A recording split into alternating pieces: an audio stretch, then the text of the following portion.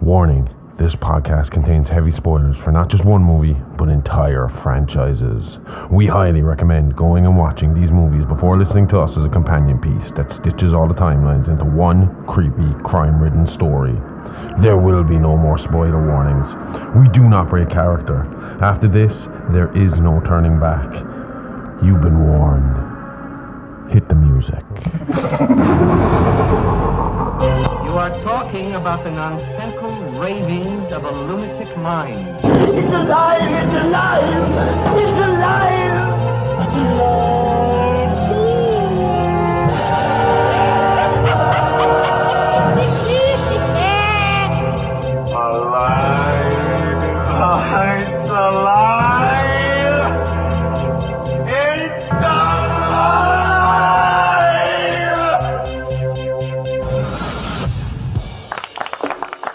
Hello and welcome to It's Alive podcast. This is a true crime, paranormal, interstellar podcast covering unbelievable stories that sound like they were ripped straight from the pages of a Hollywood script.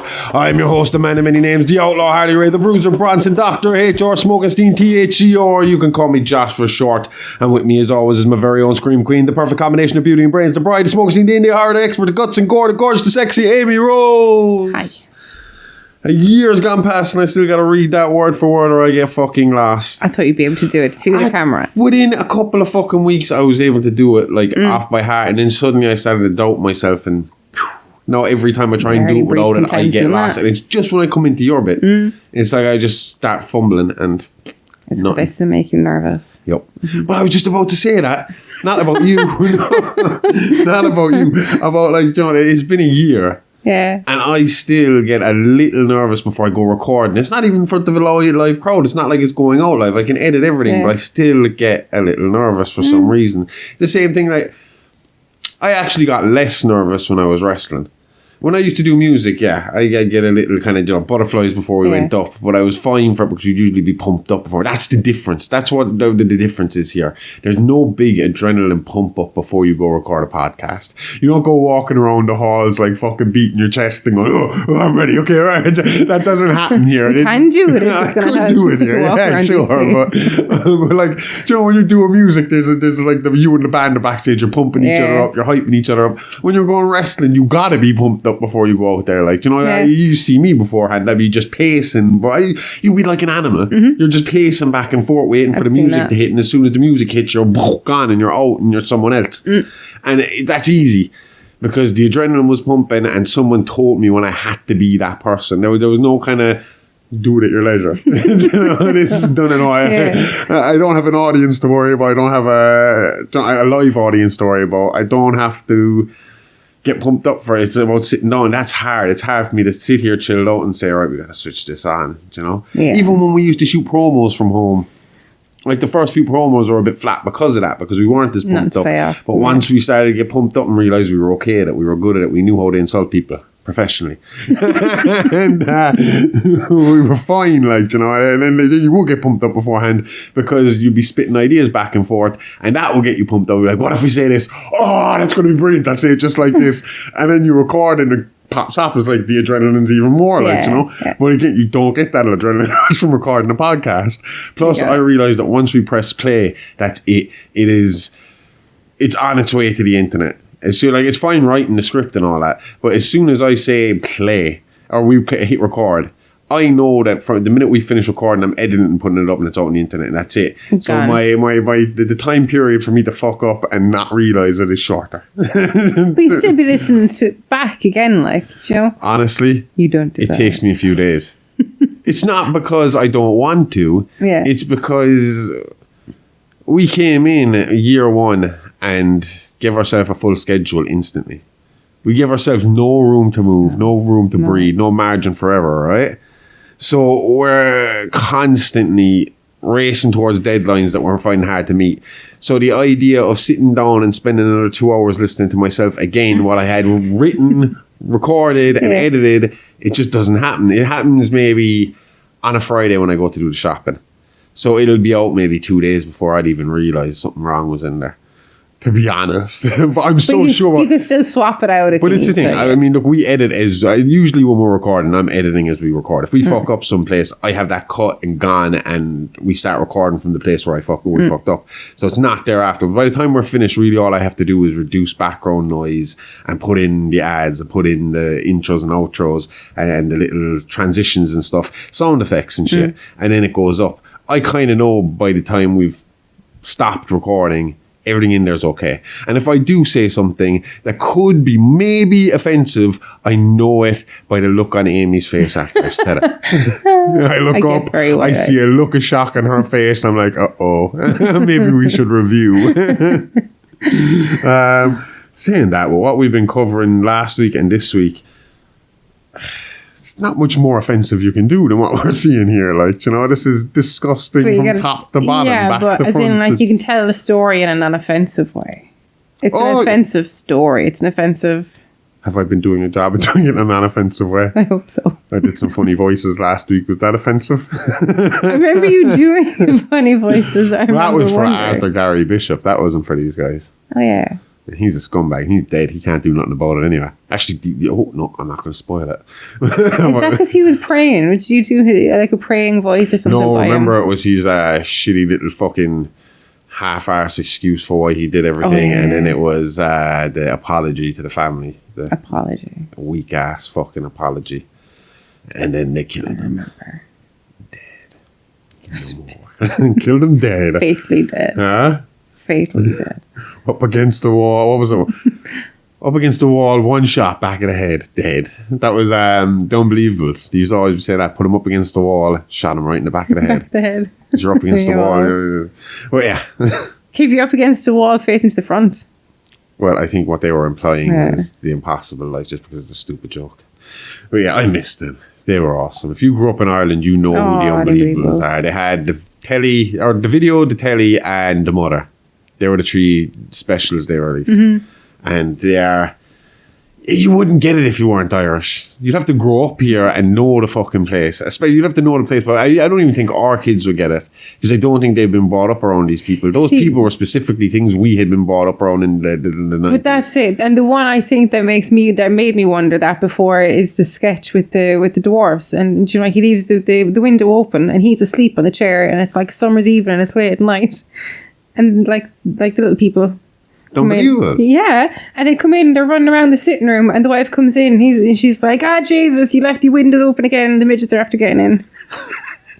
I've never seen that one. I'm pretty sure it's was that on the mother, maybe? I can't remember. Maybe, I think it was one of the later ones, maybe. That one didn't do as well as the video, and then people kind of shat on it, and I only saw it once or twice, but I liked it. I thought it was good. There was a lot more acting involved. It wasn't... I know the first one was on stage. The second one was on a set, but it was still kind of very one-to-one kind of thing. There's characters, there's people around it. It seems like a precursor to Killing a Scully, is what the mother seems like.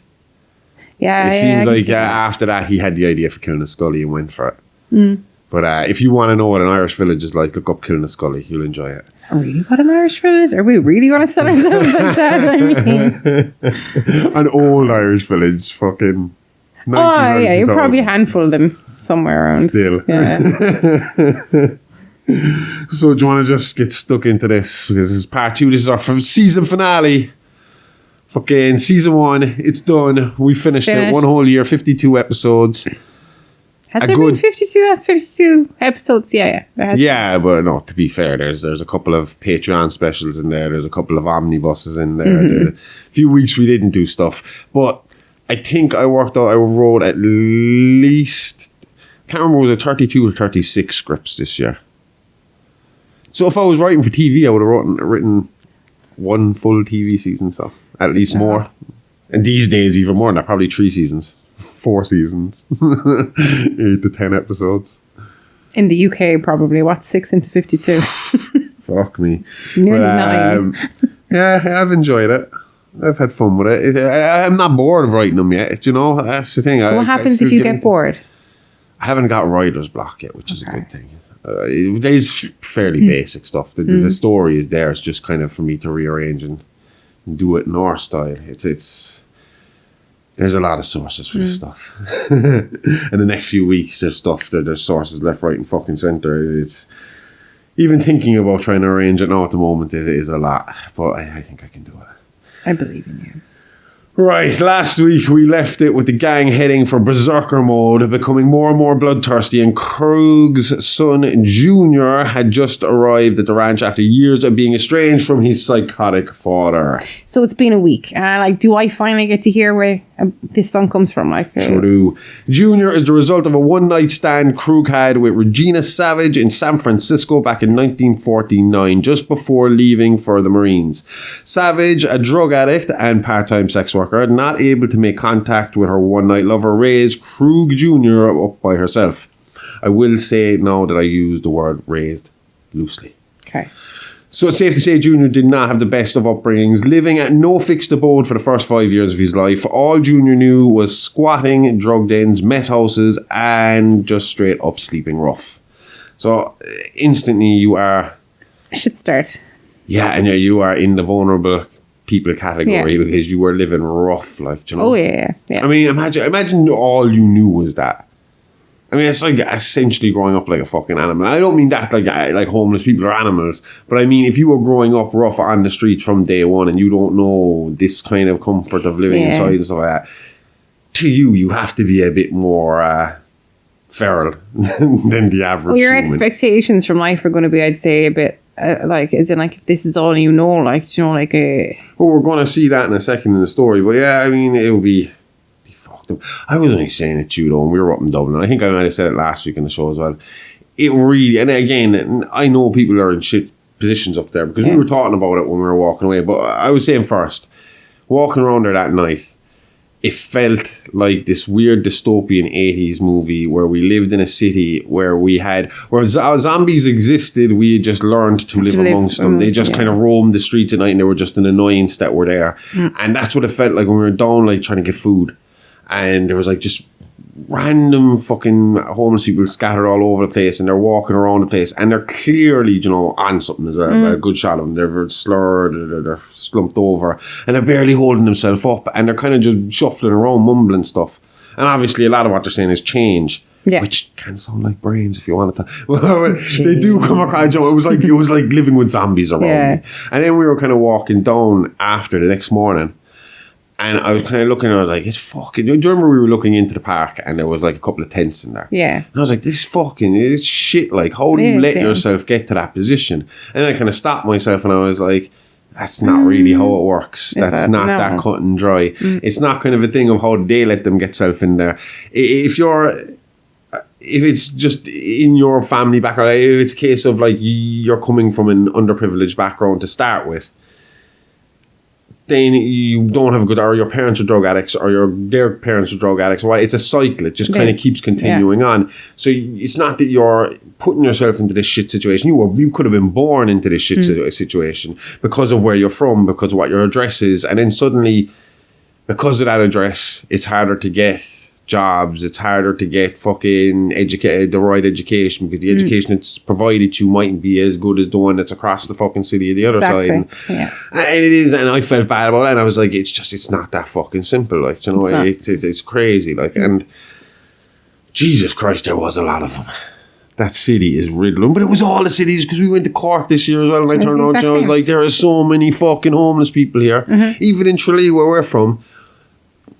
Obviously, it's not to this magnitude of the cities, but there's a fucking good number of fucking people begging on the streets now when you're walking around. Do you know? And it's fucking mental. And I mean, when you're in America, for these stories, because most of our stories do come from places like America or Russia, places like that. If we ever get into the South Americans, holy shit, those fuckers seem brutal. But especially in the Americas, right? You're living over there. You can't be fucking out and about at night like that. It is super. And then you are their main target because obviously, if you're a serial killer, I would assume these homeless people are practice shots for them. It's I can go in there, I can kill them, and even if the cops find the body, it's home as a homeless person. They're not going to have anybody claiming them. No one's going to go looking for them. They're not going to make a big deal out of this, and I can fucking do what I want with them. And it's the same reason we've talked about sex workers get it a lot, and it's because they're out there and they're doing something that they have to try and keep hidden. So again, not as many people are going to know where they are, what they're doing. You know. So that's I don't know how you can cope with a family long-term homeless, like, you know. Even when you hear about the ones in Dublin that get the hotel rooms delivered. Oh, the hotel. I mean, like, the concept of that sounds great for, like, a week. But, like, living in a hotel room for that long. Yeah, if it's a case of, look, we need you to stay here for a month. And in a month's time, we can guarantee you there's a council house there waiting for you. Fair enough. No problem. An apartment there waiting for you. No problem. But these people could be there years, like, years. And it's just... If I was 60...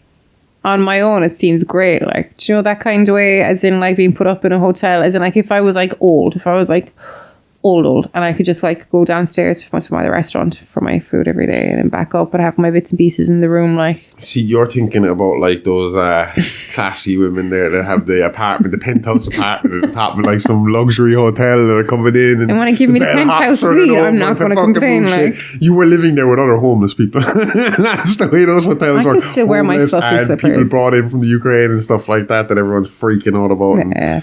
That was another thing that I was worried about when I was up there, is what if something kicks off up there, because that place has been kicking off a good bit over immigrants and stuff like that, and that would have been tense. But saying that, again, I will point out, I don't know a lot about these things, right? I try and find good news because I'm so sick of fucking looking at my phone and seeing bad news. Yeah. You know, it just seems like there's bad news pumped at you the whole time, and I know you got to stay on top of that stuff because you need to know how it all works. Exactly. But I'm not 100% sure if this is right or not, but from my view when we were up there, a lot of the drug addicts and homeless people were Irish, and nearly all the foreigners I saw were working. So there's a lot of them on bikes doing deliveries, you know, just doing everything, anything, security jobs, everything. They were everywhere working. And a lot of the people slumped on the streets slurring their words were from Dublin. So I don't know, man. You know what I mean? Maybe that was just the one street I was looking at. We were told later that the one street we decided to stay on might have been a little rougher than other streets. When we saw the guys flying around with balaclavas on their face on motorbikes and doing wheelies, we were like, maybe we shouldn't be staying here tonight. But it was fine. We had the space. We got a pizza. It was cool. We hid good in our food. Anyway, like I said, we didn't hide. We were out there now. We watched Austin Powers. You make us sound really uncool.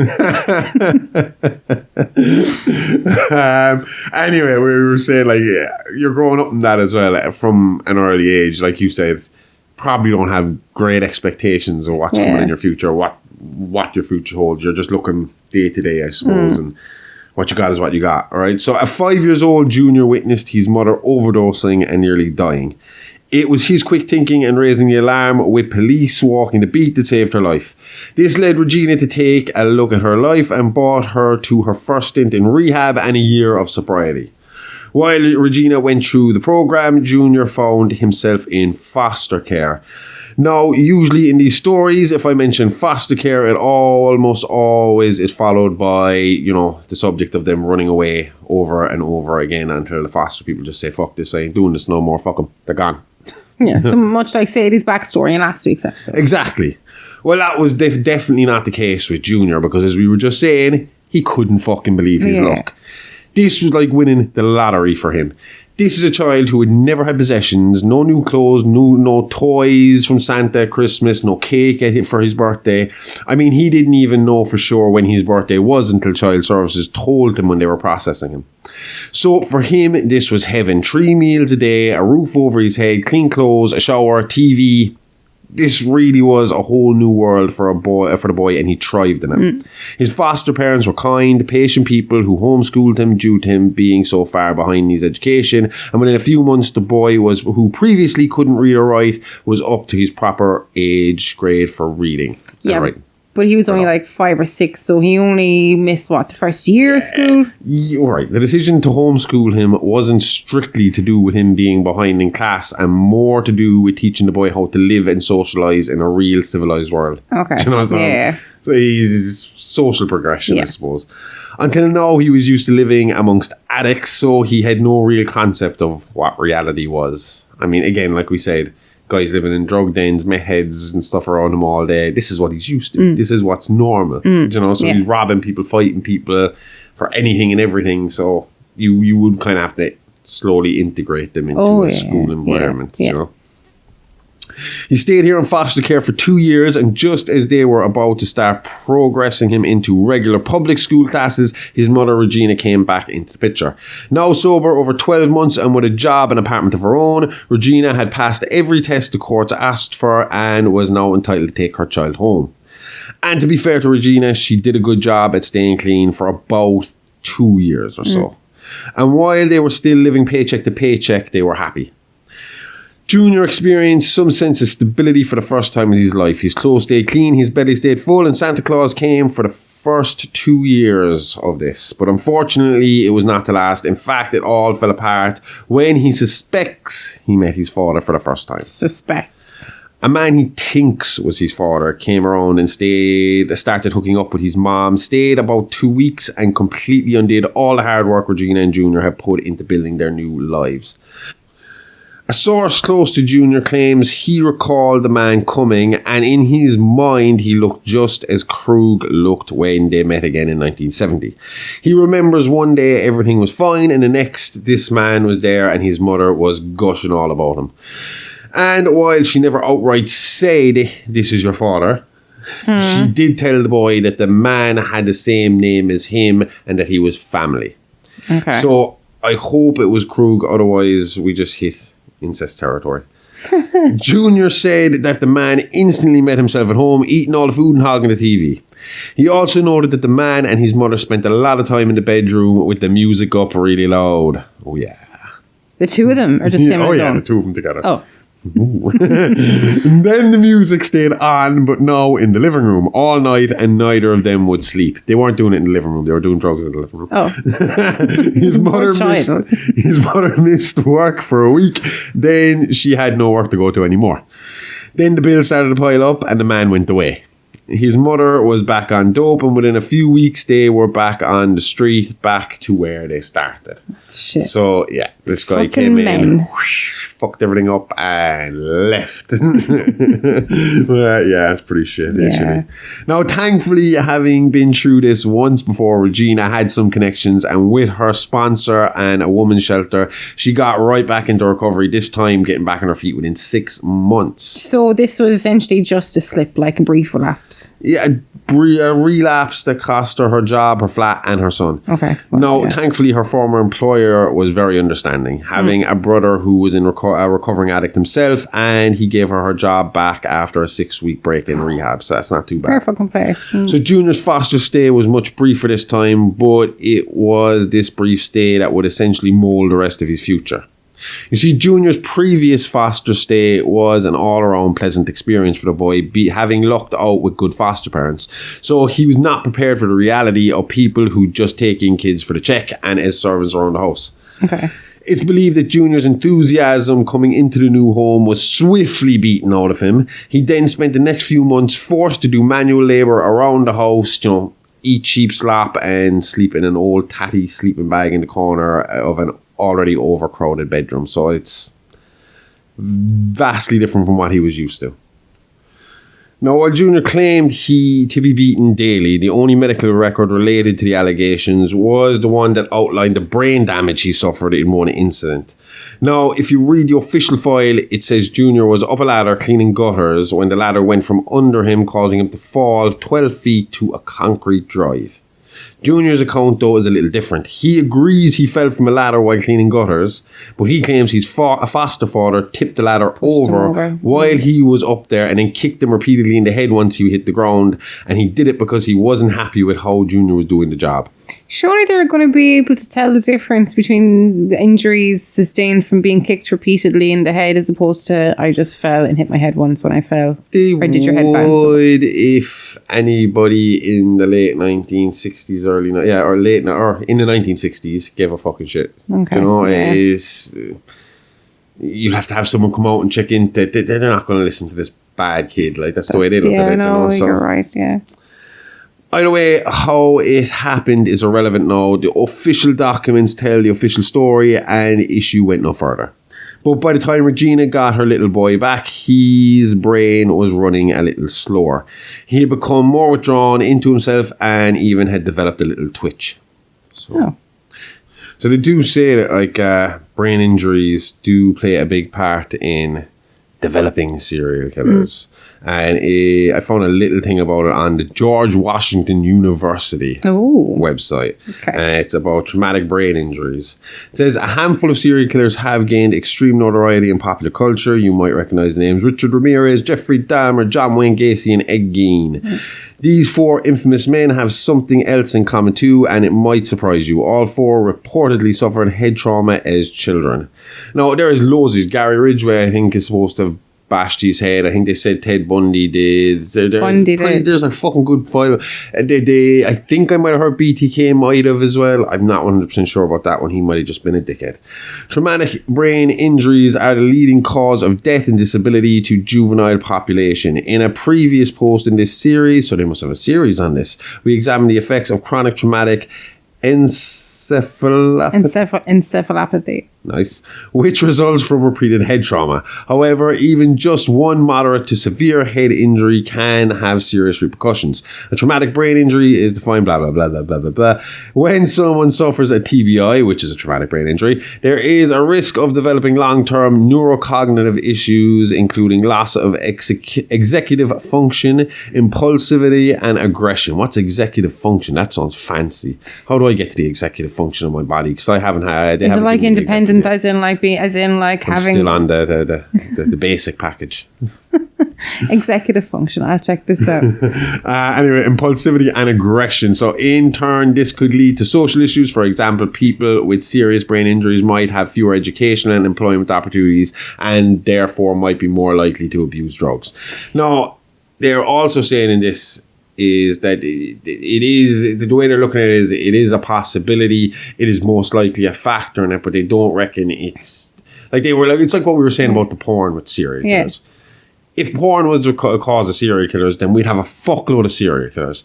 If bashing your head as a kid was the cause of serial killers, we'd have a lot of tiny little killers running around the place. So basically, it has to be a perfect storm of all these tiny it has things. to go into their socio-economic background. A lot of these guys have been abused as well as children by adults and stuff like that, whether it be physically, sexually, or mentally. So, it is a kind of, like you said, a perfect storm. Yeah. Storm in a teacup. Isn't that what they call it? Exactly. So executive function, I presume that's where kind of the insanity play hinges on, because executive function skills are things like being able to plan ahead and meet goals and display self-control or follow like directions that have multiple steps. Okay. So basic instruction. Yeah, or as in like, the difference between meditated murder and premeditated murder, or premeditated murder and not premeditated murder. But this person wouldn't have the ability to take the steps to actually premeditate this. This has to be a crime. Well, some of not a crime, as in like if you've got like one of those, if you've got a traumatic brain injury, and I would presume you're trying to play like an insanity play, like, so then this would play into that you didn't have the ability to plan this ahead, like you just. But then there'd be crime of convenience, isn't it? And they said that about. What's a crime of convenience? The person just happens to be where you want them to be at the right time. You spot someone and it's like, oh, that girl's alone, I can get her. That's crime of convenience. They say, we were the documentary I was watching about Jack the Ripper the last day, and we'll be doing Jack the Ripper next week on Playing with Bones. They were saying that there is a possibility his was crimes of convenience. That he was around the back areas, he was looking for these women to be out in the open, and once he saw one, he'd go in and he'd hit fast, because they reckon Jack the Ripper's a product killer. He wasn't really about the kill. It was about what he got to do with the body afterwards, because he killed these women relatively quick. Posed one really intricately. Yeah, but he killed them quick. Like he'd have the first thing he was going to do was cut their throat, and once they were gone within a couple of seconds, then he'd start playing with the body. But they reckon he was crimes of convenience. So, and that would be different to it would still be premeditated murder. It would just be less steps and work involved. It's just no, I see it. Let's go. Yeah. Bundy would have been crime of convenience at times. Like, it was just there's someone I can get. Let's go get him. Do you know? Is she going to buy my broken arm? And you have to think a lot of the time with some of them that it was you nearly need it to be that impulsive and that quick. Because if you think about it too much, they wouldn't do it. Like Dahmer and Bundy himself used to have to get absolutely fucking tanked to go out and fucking do what they were going to do. Because they couldn't do it sober. You know, it wasn't something they could pull off sober. They'd have to do it drunk. I don't know if you count. The smell of alcohol often would put me off straight away. Would make me not. It's not that I wouldn't trust somebody else drinking, but like Dahmer's going to gay bars and bathhouses to pull fucking people. So there are the alcohol is in the air anyway. Like you know, Bundy. So I don't know. He's a weird one. Like, 'cause I don't know. Would you call him a product of process? I suppose a product killer. But I mean, but if he's having sex with the bodies, is he not a process killer? Well, process would be the process of killing.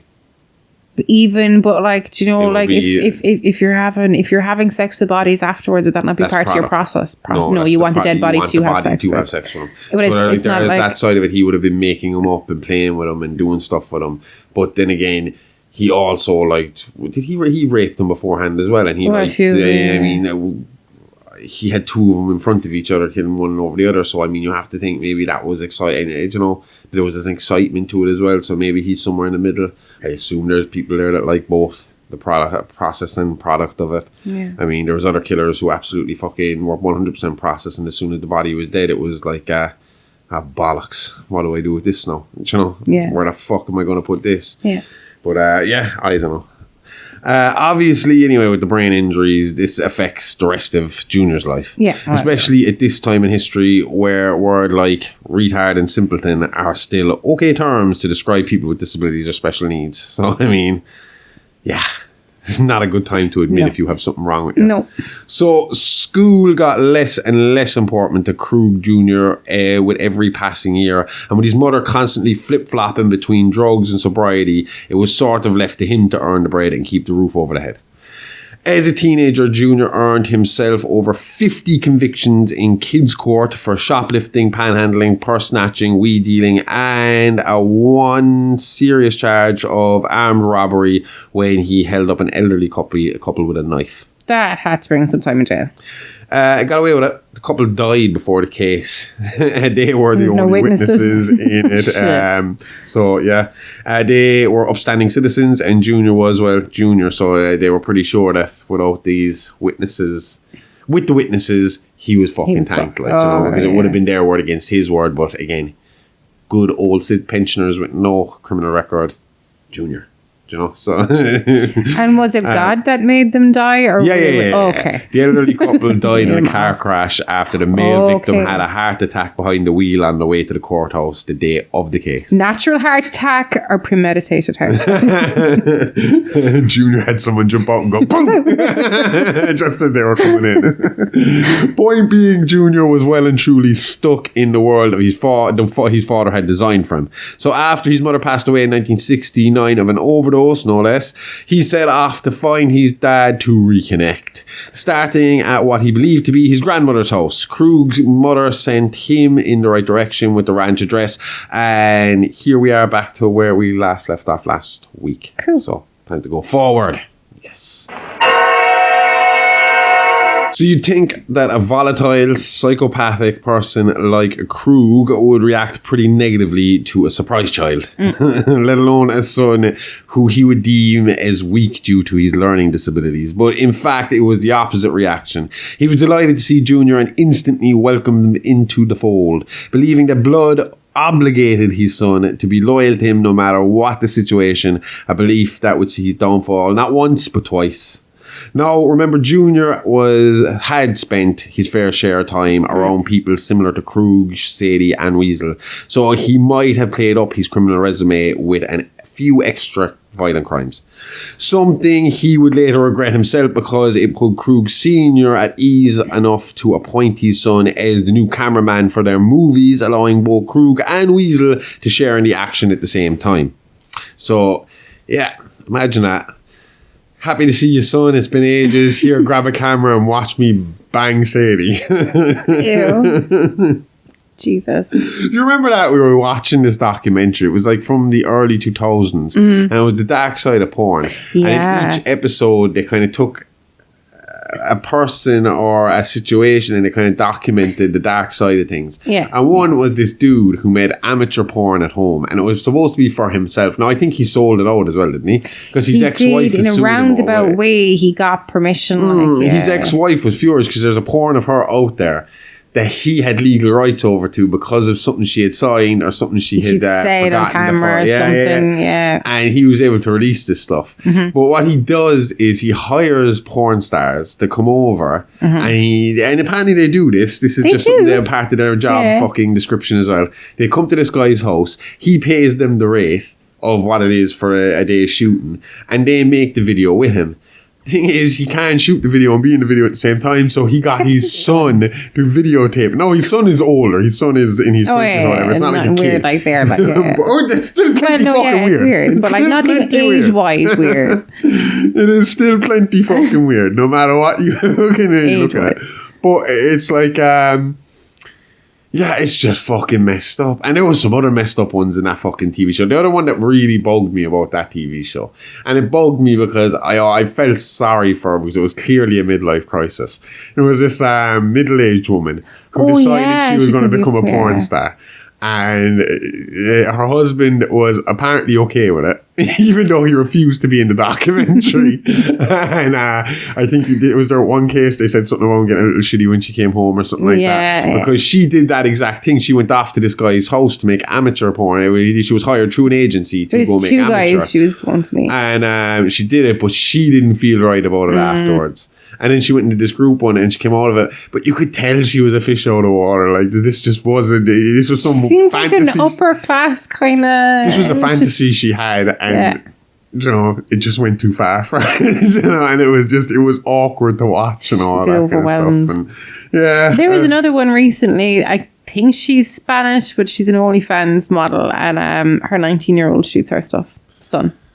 So fucking weird, man. It's just, I don't know. And you know what? He doesn't find anything weird about it because he said it's my mother and I'm not attracted to my mother. But I mean, there's people watching it getting off on the fact that they know that it's the son filming it. Like. I mean, there's a reason why there's so much of this weird incest porn on the internet now, you know? So, I mean, that will be a part of that, I reckon. Yeah. But it's just so fucking weird. It's, and I've seen a few of them as well, like where there's... sons who told a lot of articles of my son told me I should start the OnlyFans page, or my son encourages me to be a that's not a good enough reason for you to go. Do you know what that reminds me of? Is like fucking South Park with Cartman. He realizes he can make money that way. So I was like, oh mom, you're so hot, you should go on OnlyFans, buy me an Xbox. You know, that's how I picture that being used. It's fucking disgusting. You do not use your kids for that. It should be seen as some weird kind of pedophilia to do that to your children, even if they're in their 20s or 30s. That's the way I see it. You should go down with the sex criminals. It should be 100% illegal for you to see. And then you'd have fucking the big porn companies, because a lot of them are family fucking run. There's documentaries about it. It had like in the age of reality TV shows, there was a few of these reality. I've never seen any of them, but there's a few of these reality TV shows where it follows the backstage of porn, and it's full-on families running it. Like fucking the kid would be doing one section, the parents would be running another section, you know. And it's so apparently they're family businesses, so this could shut down a lot of fucking things if they're not allowed to work together. But I don't know, they must be really easy going. That's all I'm saying. Anyway, what's worse is in this situation, it starts off with videoing his dad doing porn, and that still gets so much worse for him. You know, that's the easy part. It's not good when the best part of your relationship with your dad is watching him have sex with a crazy lady. Yeah, and it's hard to say which part could be viewed as the worst, because it seems to consistently just be bad from here for Junior. Like nothing good happens. So after a little honeymoon period, Junior was put to work, consisting of videoing the sex scenes and going on beer runs. So he was a bit of a gopher. As the weeks turned to months, he had gotten used to listening to the trio talk about people they had killed and all the torture they had put their victims through. The stories getting grander and grander as the booze bottles piled higher and higher at the nightly rap parties. So he thought a lot of this was just bravado bullshit. Yeah. He never really bought into the idea that these backwoods pornographers were dangerous killers. He kind of just didn't realise if this was really good. He thought they were doing what he was doing. Do you know how he was telling them that he was some master criminal? He was like, that's all it is. Yeah. These guys fucking spend their day having sex on camera and then get drunk and take drugs all night. They can't do bullshit, you know? Yeah. No, that's fine. But one night they were drinking and Krug realised by the look on his son's face, the dismissive look on his son's face, that Junior wasn't buying this shit. So that is when he was brought into a back room and the videos were played for him. So he had to watch them all. So obviously Junior had to keep a straight face and not give away how horrified he really was at the footage, leading Krug to believe that it was time for his son to level up and come along as the cameraman for their next snuff movie venture. So without Junior's knowledge, the gang went on the hunt, bringing back the newlywed couple of Ted and Dana White. To Junior, they were just friends of his father's, just people he had met in the night out, seemed to be mellow enough with everyone, enjoying themselves, laughing and drinking. It was all cool. So it's safe to say the young man was caught completely off guard when his father began to strangle Ted while Weasel and Sadie held Dana in place. Junior said the room got really hot and started to spin. He could hear all the commotion but couldn't focus on what anyone was saying. And I remember that when I fucking passed out one time in school, when I woke up, it was just noise. You can't focus on it. Yeah. Then all of a sudden he said he could hear his father screaming, grab the camera, I need a close-up.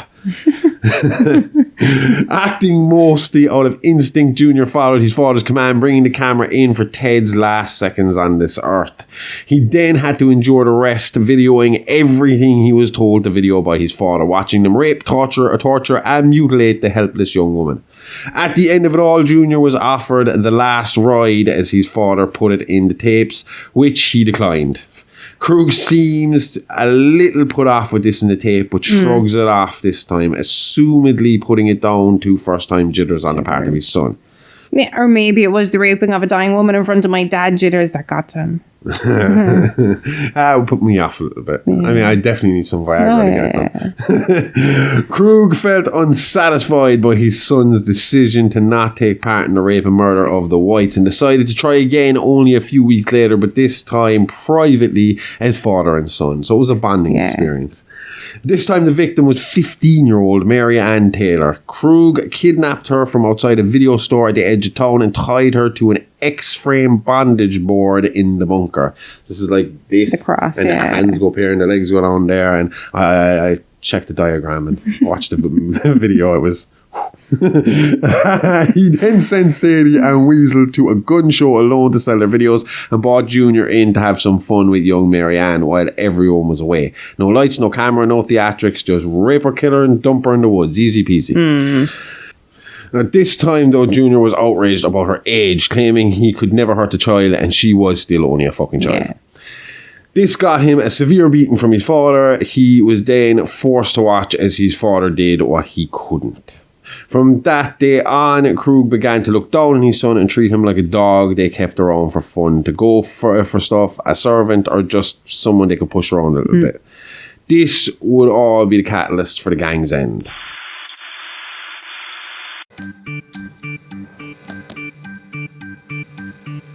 Patreon is alive, alive, live, alive, live, alive. Patreon is alive, alive, horror podcast. Patreon is alive, alive, live, alive, live, alive. Patreon is alive, alive, horror podcast.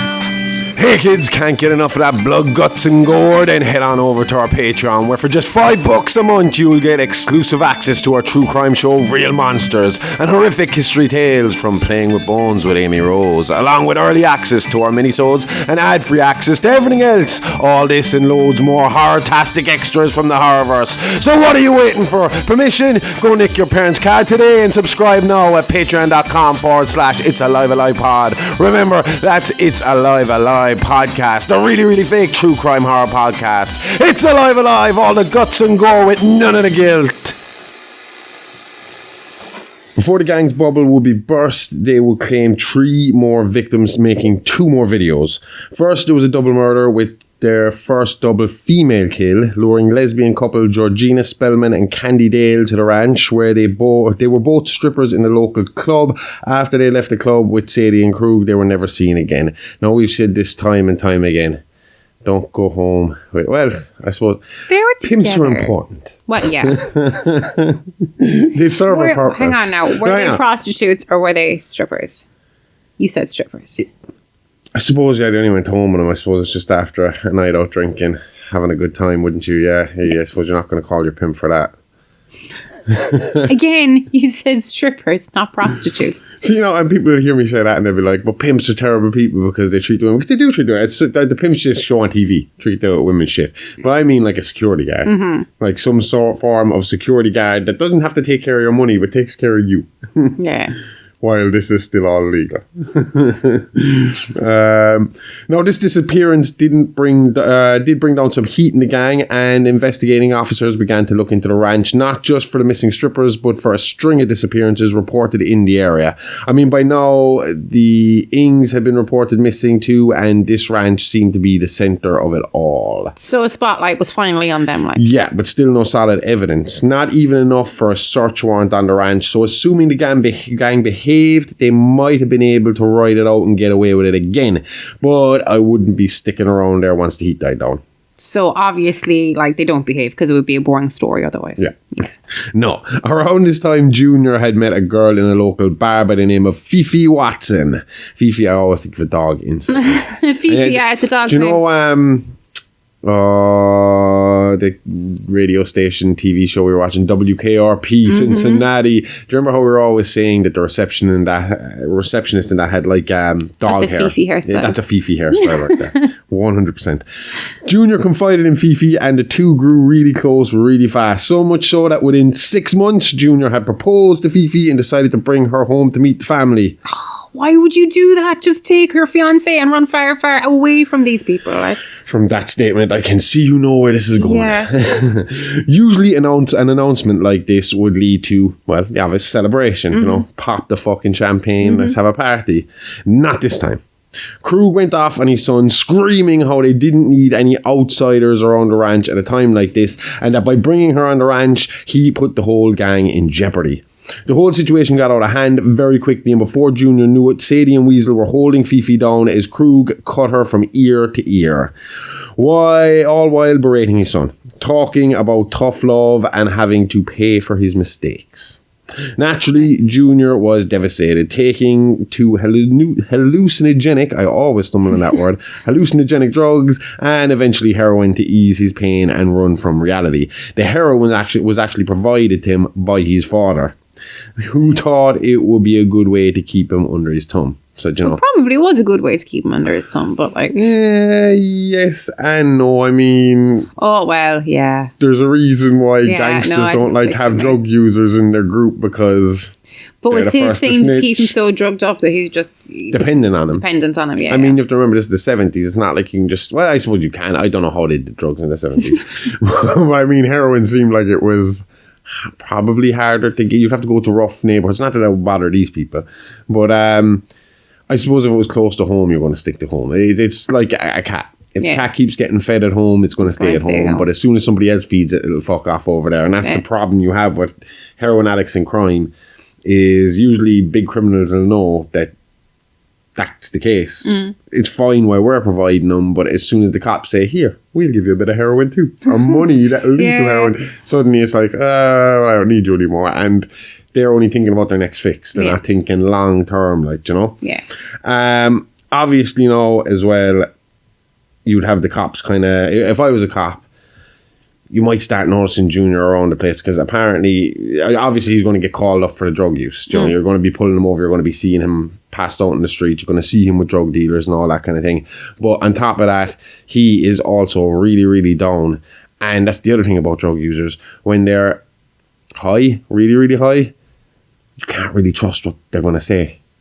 And that was the problem here. You had Junior around town getting really, really fucked up and then kind of Fifi this and Fifi that, but not saying directly what happened, but in a roundabout way, people were kind of starting to get an idea of it. So obviously, if you're the cops, you're going to find that weakest link and zone in on him. Now, with the cops asking him questions and promising him the world in exchange for information, my mouth is frozen. I'm stumbling all over the place.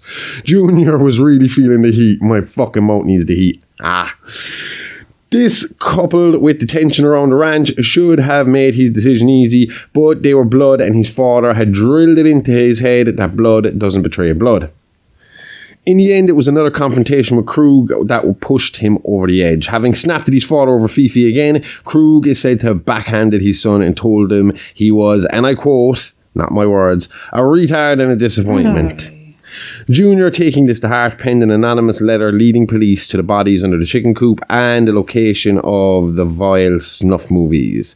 This letter was the push needed to get the necessary warrants to search the ranch, and the warrants were served on Krug Stillo at the ranch on October 29, 1971. So he didn't even get to enjoy Halloween. People like this, you think they love Halloween, wouldn't they? I mean, I love Halloween, but I'm not like them, so I don't know. I wouldn't want to see how they decorate their houses. 100% organic, homegrown corpse patch. Homegrown? Are they growing their own victims? The videos and evidence of bodies were found on the ranch, and Krug Stillo was arrested at the scene. An APB was put out for Sadie Weasel and Junior, who were at a gun show 3 towns over. They heard about the raid on the news as they were returning home and hit the mattresses hard to let the dust settle. I always love that saying, hit the mattress. I first heard it in The Godfather, reading The Godfather, because I was 13 when I read The Godfather. And I wasn't allowed to watch the movie until after I finished reading the book. And then they were like, we'll let you watch the movies. They're not that bad. But I'd heard it on that. I had to go ask my dad what it was. I was like, what the fuck is hitting the mattresses? These guys are going hitting the mattresses in the book. And it's hiding out. I think you had to explain that to me. Yeah, they buy mattresses and basically fill fucking these safe houses, which would be apartments and houses around the area. To make them sound No, the mattresses for the guys to sleep in. So they all the criminal guy. I'd say you're the mafia head. All your little gangs, all your capos. Do you know how you have the capos? Yeah. And underneath the capos, they have their soldiers. So they'd literally stay in the one spot, or else they'd have maybe a few here, a few there, and they'd be watching certain areas to try and get guys. But they'd hit the mattresses, so no one would be seen around the place. The worst thing about that for mafia guys is that business stops. Okay. You can't make money while guys are hitting the mattresses, you know. So that's why they try to avoid that from happening, but. Once it's like a blood feud and they're going for it, this is the best way to do it until you solve the problem, because it minimizes the risk of you getting killed. In The Godfather, when Sonny leaves, he's supposed to be hidden, like he's supposed to be hitting the mattresses, but they knew by saying that his sister had been beaten up, it would lead him out. You know, and he thought it was safe because it had been so long and blah blah. I always thought it was because if you hit the mattress, you're lying down, so you're lying close to the ground, so it's like lay low, hit the mattress. Yeah, it sounds like that, doesn't it? But no, the idea is they just went out, bought a shitload of mattresses and filled a bunch of apartments with them. Okay. And they all hid out in those spaces until it was all over, said and done. The investigation of the ranch lasted almost 6 months and brought in enough evidence to charge Krug with 15 murders, 15 rapes, and 15 counts of kidnapping. They couldn't charge him with the McFarlane, Taylor, or Watson killings due to there being no taped evidence, but they believed they could charge him later after all the bone fragments in the surrounding woods could be collected and tested. He was remanded in custody and a date was set for his trial for the following year. In the meantime, the rest of the gang were staying out of sight, moving from one seedy motel to another, keeping to small towns and back roads while they tried to figure out their next move. And is Junior still with them? Like, why hasn't he turned them in? When the alert went out and the cops started looking for the gang, Junior was lumped in with the rest of them. And since he wasn't the brightest, he was convinced he would be sent to jail too. Okay. What is worse, he had Weasel in his ear all the time, freaking out about how if they get caught, they'd all end up on death row. So, yeah. And I mean, look, he had some hand in some of it, so he would do some time. I mean, probably not as much as the rest of them. And if it was figured out that he was the one, if he came forward and said, I'm the one that sent you the letter and I'll be a witness, probably would be a lot easier for him. But then again, heroin addict, not a reliable witness. Instantly puts them up. So, you know? Yeah. This went on for over 7 months before the gang got word from Krug. His lawyer contacted him, letting him know that Krug would be transferred from San Quentin Maximum Security Prison to Pelican Bay State Supermax Prison on June 1st, 1972, in an overnight trip to avoid disruption by traffic or any unnecessary contact with the public as well. This would be their one and only shot to liberate their leader before he would be untouchable to them. So I had to look up what the difference was between a Supermax and a Max. Supermax sounds scary. Supermax sounds like the place it sounds like where they stuck Magneto in the X-Men. Sounds like where you put Lex Luthor. It's like, from what I can tell, Very bare cell, fuck all. Like where they have a... not so much that, but it's hard to move around there. So you're in solitary for most of the day. Okay. Everybody is in solitary for most of the day, and they might get a few hours to mix. But generally, if you're moving from one place to another, if they're moving a prisoner from You're one all place to another, shackled. there is a fucking group that move you from one place to the other. Oh, You're wow. constantly escorted everywhere. There's no, like, if you have a visitor, it is through that perspex glass thing. Like, there's no touching there or anything like that. But I remember hearing Sammy the Bull talk about it on his podcast. And from what he was saying, it's depressing. He said it's I fucking can a imagine. lonely life. Like Yeah. he said, it was solitary most of the time and pretty hard fuckcore. Yeah. But whereas Max, pretty hardcore, but I think you get more leeway, mixing time, I kinda. suppose. I suppose people can mix a bit better. You have exercise time. People will be in the cell with you. Yeah. You might be able to move a bit more freer around. It's harder to get out of. Oh, well, yeah. Whereas Supermax, they're treating you like Hannibal Lecter. Like, you know, you're... For the worst, like. Which makes me wonder how the fuck Sammy the Bull is still walking around doing podcasts and stuff. Yeah, mad. You're in innit? Supermax, and I've listened to these podcasts. That guy is talking about murders he committed openly, and it's like, whoa, holy shit. So in terms of, like, he could have a hit on him, or he hasn't landed himself back in jail? No, he's got immunity. He's allowed to Oh, talk complete about immunity. it. Yeah, once he did it, he did a little time. I think he did a little time, and then he got out and he got caught fucking a couple of years later for ecstasy, and that time they kind of did Al Capone on it, and they nailed him for 20 years for the ecstasy charge, and he went back to jail for a long time. That might have been when he was in Supermax. I'm not 100% sure. See, every time you say Supermax here, it just sounds like he's going to get The a burger. restaurant, I know, the takeaway. Supermax. It's very hard for us to say it in any other way except Supermax. Supermax. But yeah, he did time in Supermax. Now he's doing podcasts and talking about people he killed. In Supermax. Oh yeah, if you were in Supermax and Tralee, you would say the same thing. Supermax and Tralee were I rough. remember it. With the transfer date fastly approaching, Weasel, Sadie and Junior started to put the pieces of their plan together. It wasn't a complicated plan. They robbed a big-ass heavy-duty SUV and planted themselves at a crossroads of a quiet back road on the transfer route. Once they saw the police car coming down the long straight road, they got the truck into position, and just as the cop car was crossing the crossroads, they blasted the lights on and blinded them and crashed right into the side of the car, killing the driver. Yikes. The passenger was found hanging out of the side door. His neck had been broken post-crash by one of the gang. Now free and on the run, the gang returned to the refuge of seedy motels for cover. I always love the look of motels, but I don't know if I could stay in one. I'd stay in a novelty one somewhere. I was just about to say, if it was a psycho day, it was a Norman Bates themed hotel, and we'll talk about the psycho Norman Bates eventually, and his mom. But if it was their motel, I'd need to speak to survivors first. because of that history. Don't know if I'd be taking a shower there, but because of that history, I'd definitely be there. And if you took a shower there, you could be guaranteed to see my silhouette sneaking up on you at some point. But you'd know it's coming because you'd hear me. That is why I would be smelly for days on it.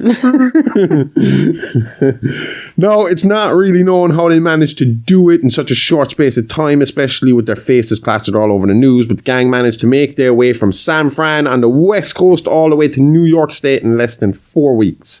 Some going when you think about it, especially now that they'd be deemed the cop killers on top of everything else. Oh, well, cop killer and you're fucked straight away. Oh, yeah, once you're in prison, they'd even fuck yeah. with you constantly. Like, I mean, Grand Theft Auto, you were done for. Yeah, the army was coming looking for you. You were in trouble. Once the helicopters came on, I knew I was fucked. I could deal with the tanks. Just put in the cheap with a rocket launcher. Find yourself a place with a roof that's up high. I used to go to the car park in GTA 3. That, or I'd hide under a bridge and get them. So the helicopter couldn't get me going over the bridge, but I'd be able to shoot everything as it was coming with my rocket launcher, and I would have hours of entertainment doing Not that. just draw more on you.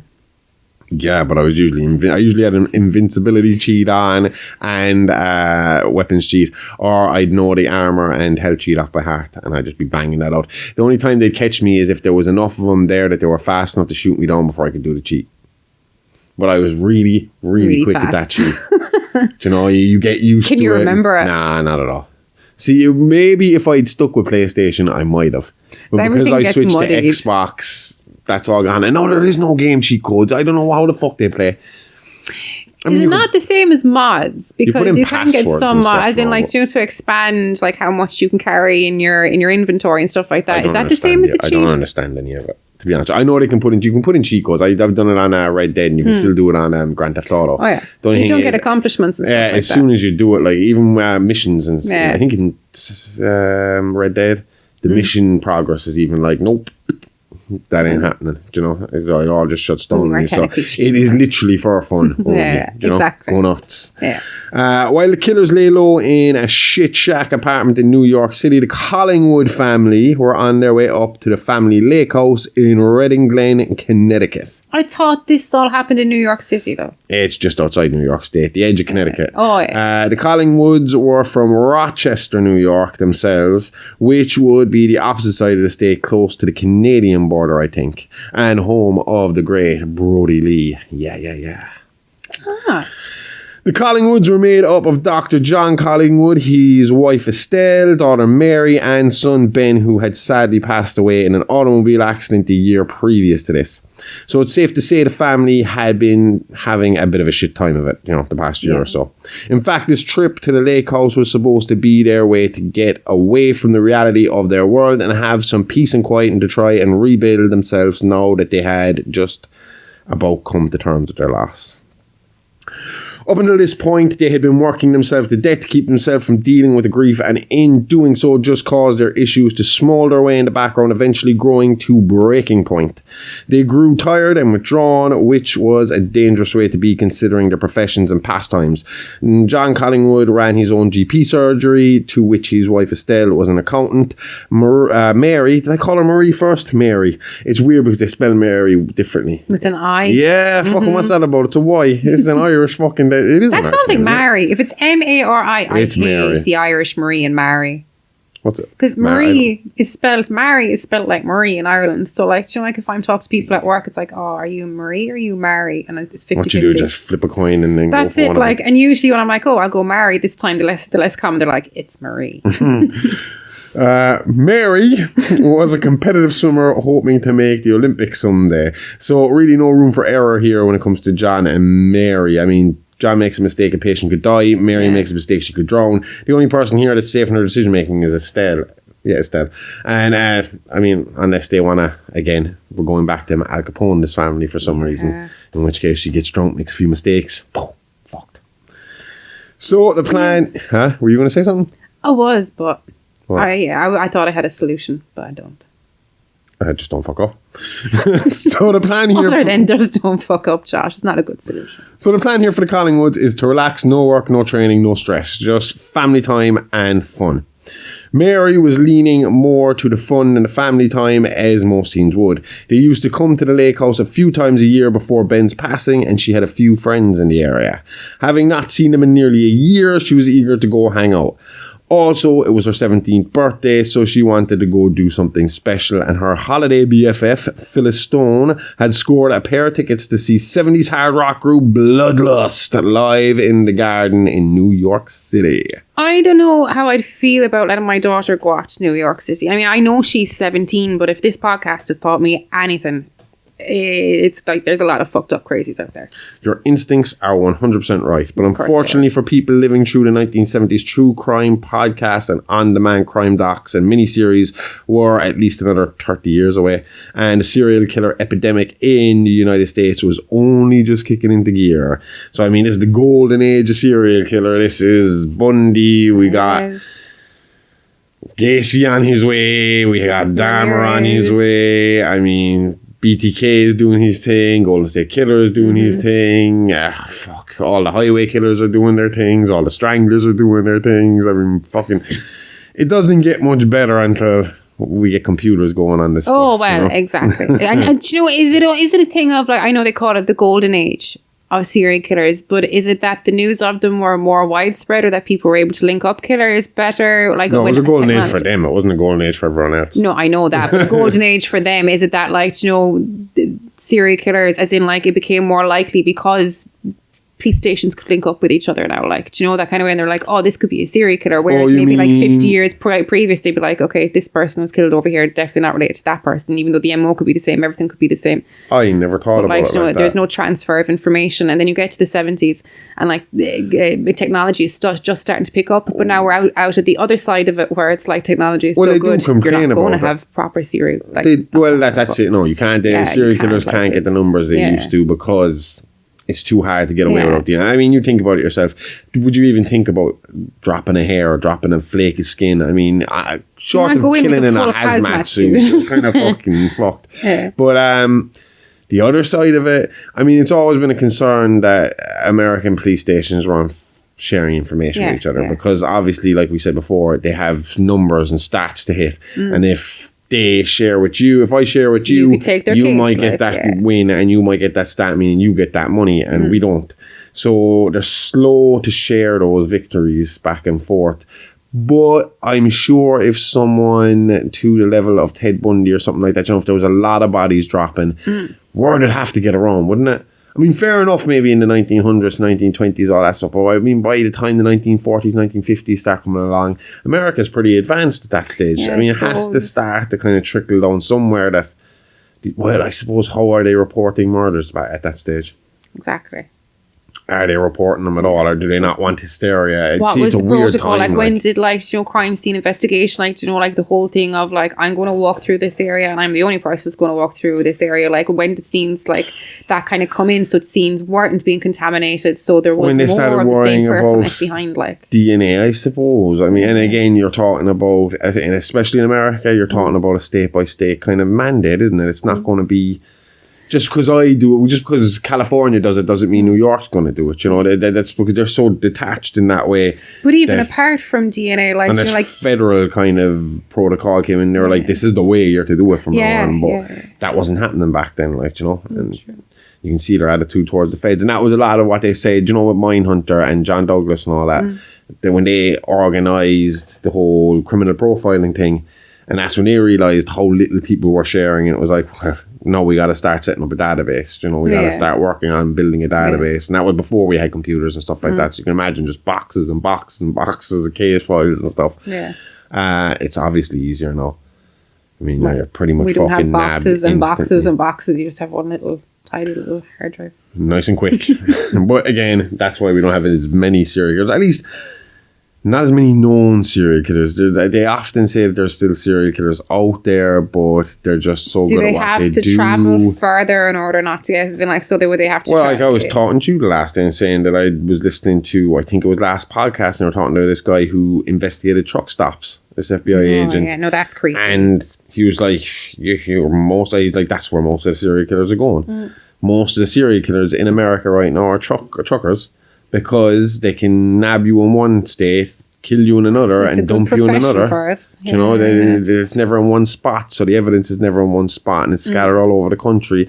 And by the time anyone finds the body, you could be the other side of the country. Yeah. So it's so no truck stops. Right, where were we?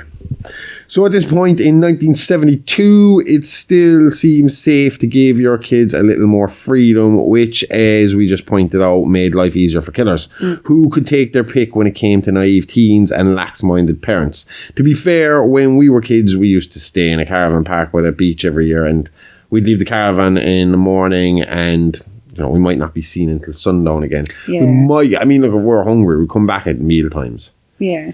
Sometimes you come back at meal times and swim time. You have a meal and go for a swim, then you have your lunch, and then you fuck off for a few hours. But as we got older and we were teens, we just leave in the morning, well, lunchtime when we got When up. you got up. And we'd head off. And again, we'd be tumming lifts into the village. Oh my God. Yeah, going into the pubs, playing pool for a while. Then we'd come back off out home, and we could, again, just grab our togs or being shorts and head off down to the rocks and start jumping off. So we could have went missing at any stage.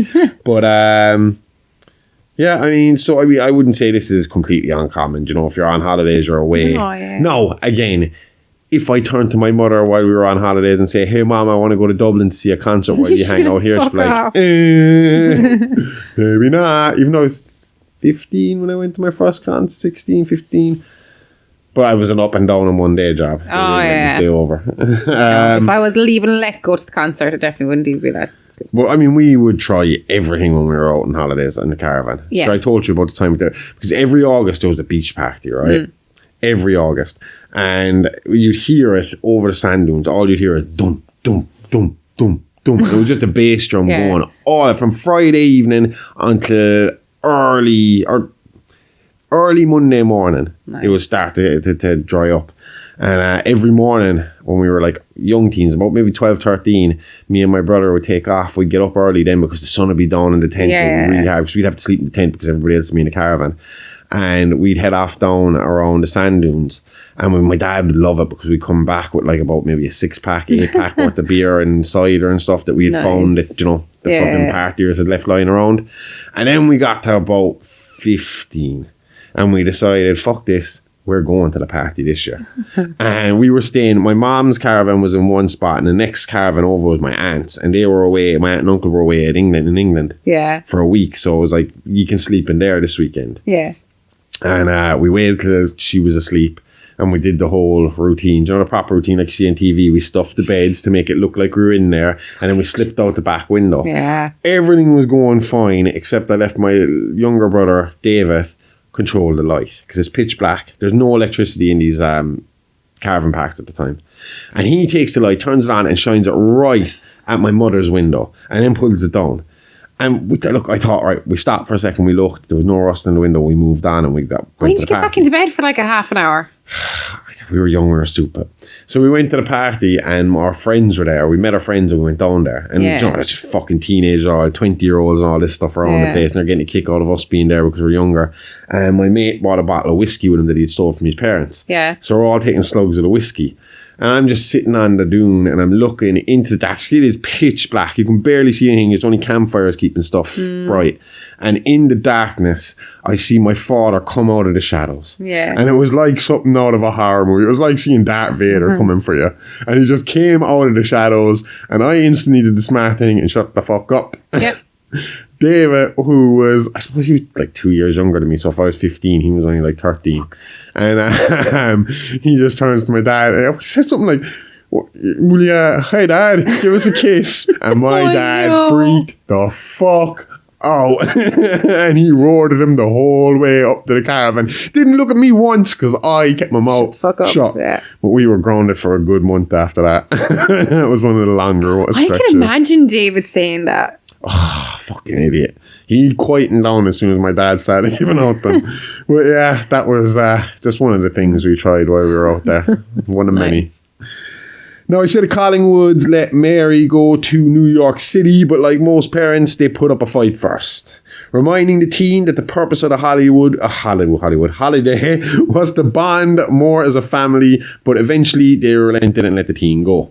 The only condition was that she was to return home after the show for birthday cake with her parents. Before she left the show, her father gave her her birthday gift, a $1,000 peace sign necklace. Nice. I don't think my birthday presents combined cost that much. No. I'm joking. I got whatever I wanted within reason for my birthday. Within reason being a Liverpool jersey, a few CDs or a few DVDs, stuff like that. There was definitely a cap though. I mean, €100 tops, I would say. €50 seems reasonable. About that, yeah. But if I say that, like 50 will probably be the thing. But if I turn around and said, oh, look, there's a new Liverpool jersey that I wanted when I was a kid, and it was 60 or 70, they were like, oh, we can stretch to that. Yeah. That's what I mean by 100 tops kind of job. Oh, yeah. I'm pretty sure I got a phone or two, but as in, like, they would have been upgrades. So literally just be like, you paid, like, you know. Yeah, I don't know. What the fuck did phones cost at that stage? Oh no. See, I completely got lost out of that because, like I said to you, my cousin worked in a phone shop and he got new samples of the nicest fucking phones. We had the coolest phones going. Nice. Because all we had to do was ring him and he'd give us the hookup. So every couple of months I was getting an upgrade of a cool new phone. Cool. And I always had the kind of most fashionable looking kind of flip phones and stuff like that. And then fucking smartphones came in and now cost a fucking fortune. Yep. Anyway, I didn't just mention the necklace for the price either. That expensive necklace will play a big part in our story a little later. Ooh. Okay, it's honesty time. We have a confession to make. We suck at socials, no good at Insta, can't send a tweet or an X or whatever that super villain looking motherfucker is calling it now. Stick to your space cars, Elon. But we know you want to chat, you want to be kept updated, you want to be alive all the goddamn time. So we're getting down from the antisocial soapbox and giving this a try. So come chat to us on Insta and Twitter at IIiadis or hit us up by email at itsalivealivepod@gmail.com. We want to hear from you. Tell us what you like, what you don't like. This is a project, it's still a work in progress, and we just want to give you more what you like and less of what you can't stand. So give us a like, give us a follow, we'll always hit you back, and we'll always try to reply to everyone. So come say hi. We don't bite. Well, at least Amy doesn't. And she keeps me well fed, so you got nothing to worry about. Now, back to the show. Do you know where the first place I ever smelled pot was? It was an Iron Maiden concert, and I hated the stink of it. Because this is actually just what we were saying, I went to the Metallica concert and I had to go up and down on one day. We went to the Maiden concert. That was the first time I was left overnight at a concert. But left, I think I was like 18 at that stage, or just turned 18. Yeah. And we went up. We skipped the first few days of school to go, because it was on in September. And we went up the night before. Yeah. And we got twisted drunk in our hotel rooms. Like fucking really, really, really drunk on cans. And we decided we were going to get up at like the crack of dawn to get down there so that we could queue for pit passes. Of course you did. And we went down at like 5 a.m. We slept for an hour. So I remember we were watching Dr. Phil in the middle of the night this drunk. And we slept for like an hour. Got in some taxis, went down, started standing in queue.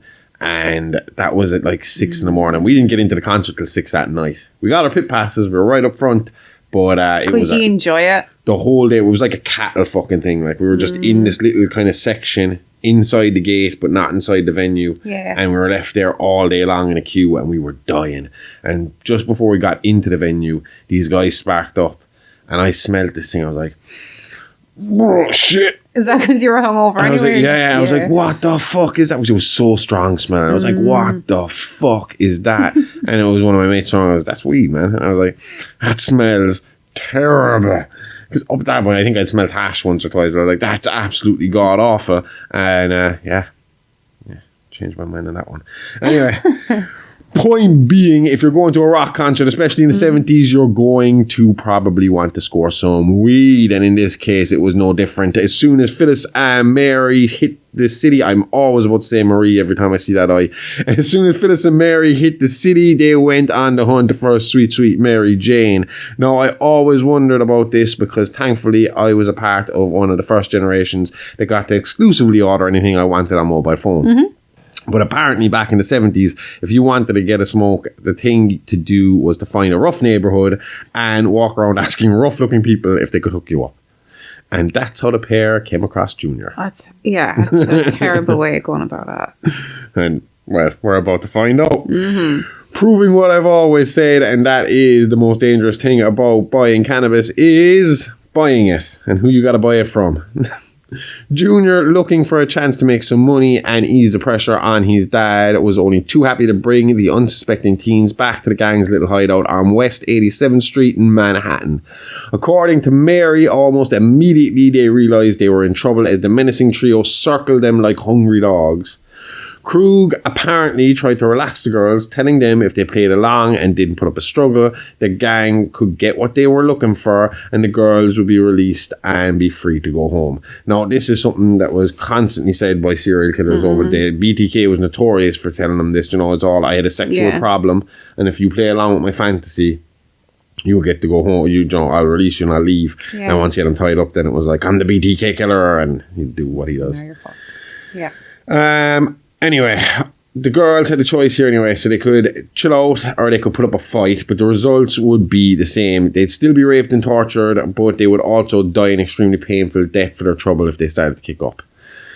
That whole night, they were raped and tortured like all the girls that came before them, but for clean-up convenience, they were more sexually and psychologically tortured that night, with grander plans for what was to come tomorrow. The next morning, the girls were hogtied and gagged and put into the boot of Krug's car. For Americans, that's the trunk. The girls thought they were going to be released, but the real plan was to drive to the countryside, have some fun with them, and dispose of the evidence before driving up north over the border and away from US justice system. Yeah. I did a bit of research about this case this week, and I just want to warn people that the next few minutes they're not nice. So you have been warned. Yes. And that's how we're going to say it from now on. No more trigger warning. Trigger warning sounds too soft. I prefer just straight up, you've been warned. So if you hear us say that from now on, expect some fucked up shit to happen. Yes. You've been warned. Okay, here we go. Mary said they drove for what felt like hours before she heard the car sputter to a stop. She said she could hear the raised voices of the gang as they tried to figure out a solution to what she could only assume were car troubles. After banging at the engine a bit and a few more failed attempts to get the car going, it seems Krug and company had enough. They were clearly far enough out in the sticks to do what they had come to do, or at least they felt they were at the time.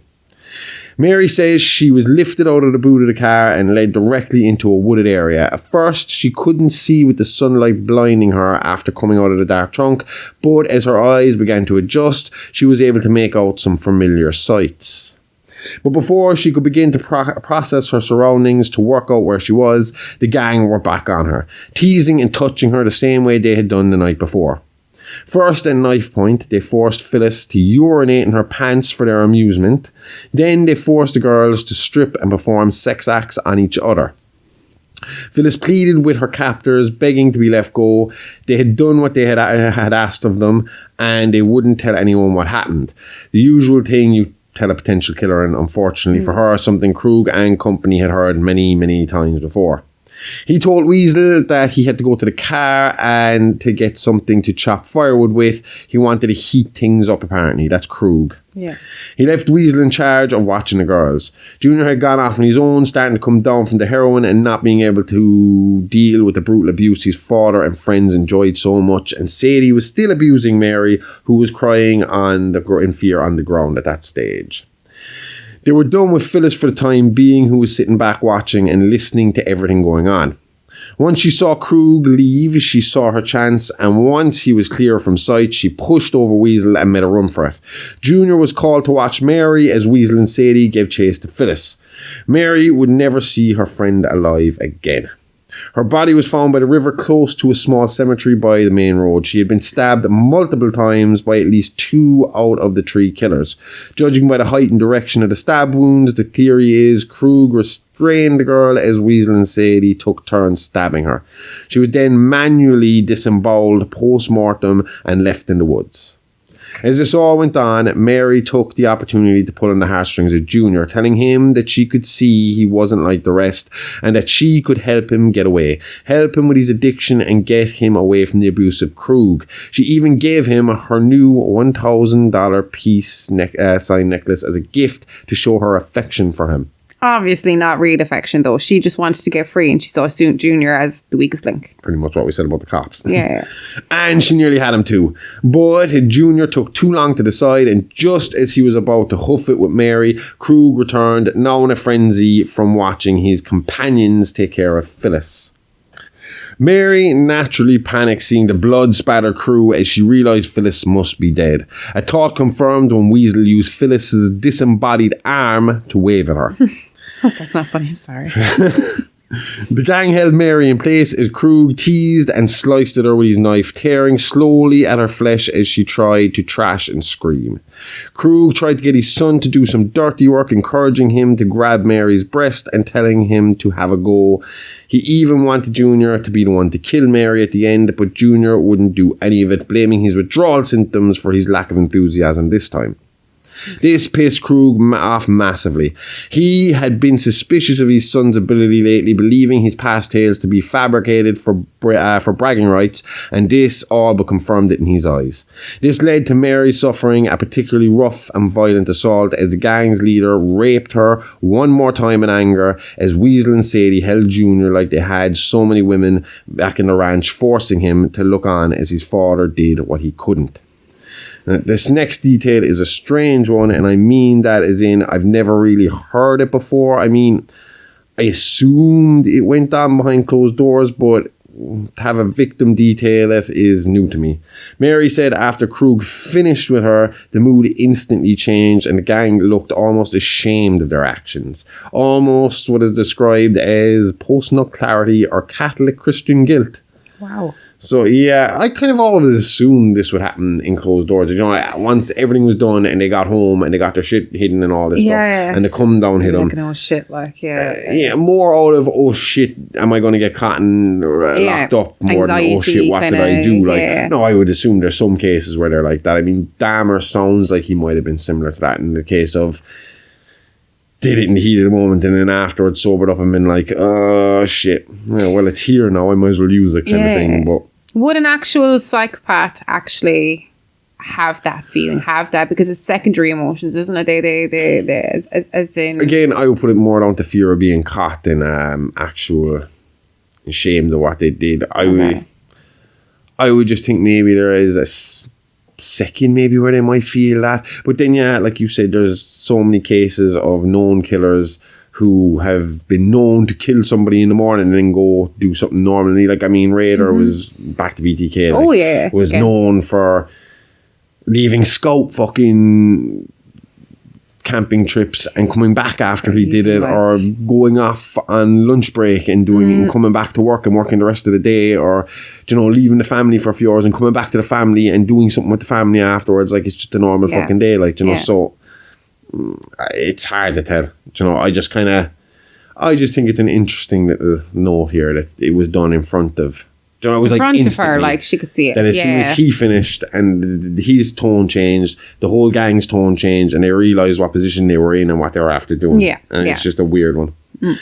As the group stood around sheepishly, Mary pulled herself up off the ground and put back on her clothes.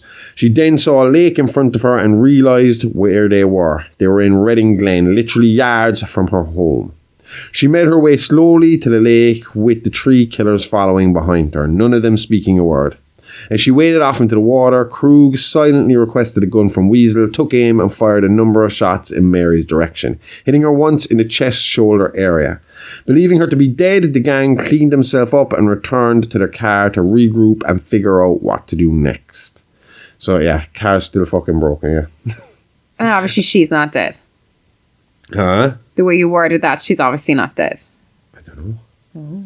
What did I word it like when they kill somebody in a TV show but it goes to black before you see them dying and you're like, well, they're not dead. Yeah, when you said believing her to be dead, like... Yeah, my main rule when I'm watching a TV show or a movie is if they don't die on screen in front of us, there's potential for them to come back. Oh, and every time you said that and we kind of put the theory to the test, it holds true. Every time. If they don't visibly die in front of you, they're not dead. Yeah.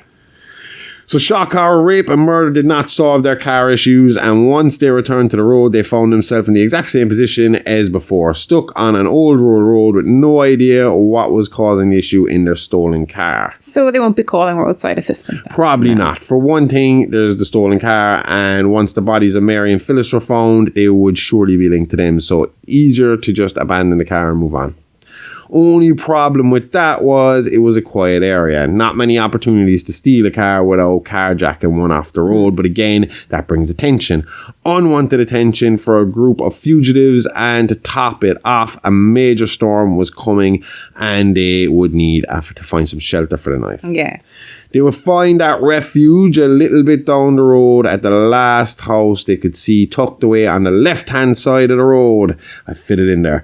This was the home of Dr. John and Estelle Collingwood, the now former home of their last victim, Mary Collingwood. And this next part is all about how they would take their revenge.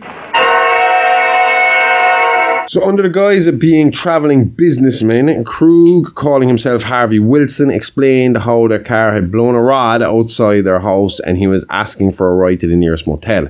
Dr. John explained that the roads were too dangerous to drive on and the phone lines were down, but invited the group to stay the night in his daughter's room because she wasn't home, and because of the storm he assumed she was staying with a friend. Imagine that, a stranger knocking on your door and you just invite him in to stay the night. Yeah. I mean, in an ideal world, this would be something nice that could happen. But in the real world, you're putting your family at risk. You can't trust people like that, you know, unfortunately. Mm-hmm. It's like the movie we watched the other night, Oddity, when Olin comes to the door and he's telling Danny he saw someone sneak into the house when she wasn't looking, he's so convincing but still so scary that it's impossible to tell if he's on the level or not. Like, what the fuck do you do in that position? Check your camera. Huh? Check your camera. If you don't have a camera, if you're like what her position was, where she is in the house, there is nobody there, there's no electricity hooked up, and there's this guy at the front door telling you that he needs to be left in because somebody slipped into your house. Now, I know you know straight away this guy's been watching your house to start with, which is creepy.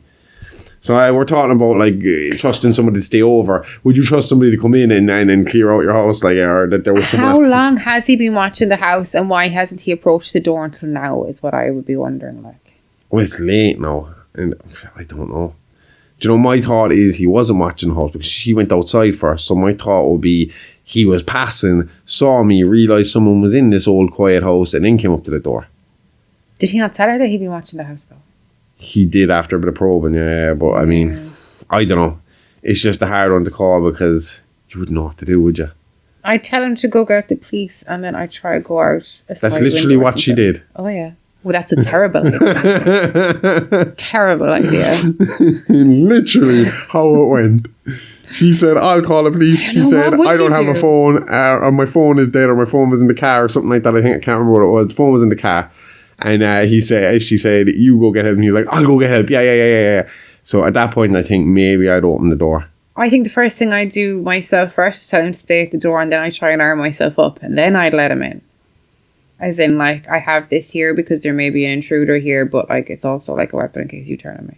Straight up, I don't think either of us. I wouldn't put myself in that position, so I don't think I'd put you in that position. Oh, well, I know that I wouldn't be Dunno. left in the middle of nowhere with no phone, no electricity, half a house. I mean, when I used to work night shifts here, and I'd be away from the house, there was 2 dogs that would bark the house down. There was plenty of weaponry around the place, and my brother and my best friend literally live in the estate next over, so you could ring them or ring me, and I'd ring them, and they'd be straight over. Do you know? So you're never really alone. But I always feel safe with the poker beside me.